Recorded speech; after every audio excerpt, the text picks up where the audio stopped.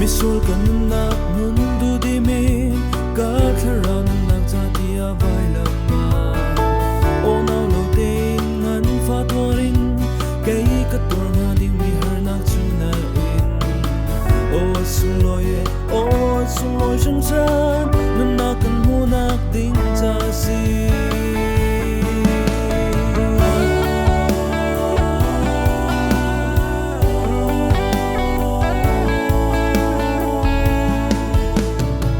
che sar na velte a in tori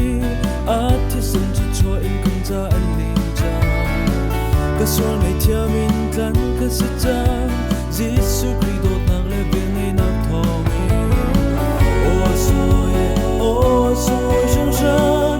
na kan mu na ding cha si a sung loi a thi san thong in kai ka thiam cha a sung loi so mai thiam ka si dam de ka si ka in ding mi se fa na ke ya in vai lam chung na ka thi ding mi soi na man Giêsu Christ nang in vai lam ma nang ni de in thi na ke ka lo chan o sung loi dot na ke ka cha a si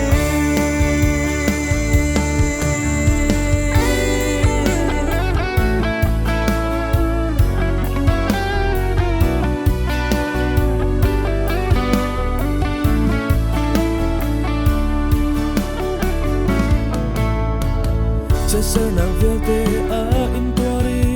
a thi san chi cho in kan cha an lim cha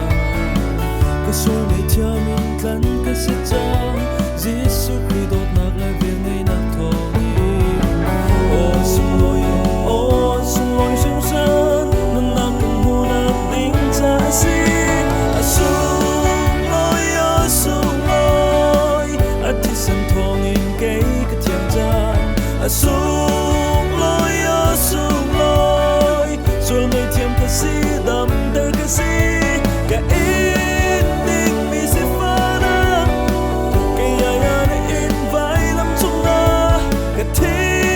ding mi soi nak man Giêsu Christ nang in vai lam ma nang ni de in thi na ke ka lo chan o sung loi dot na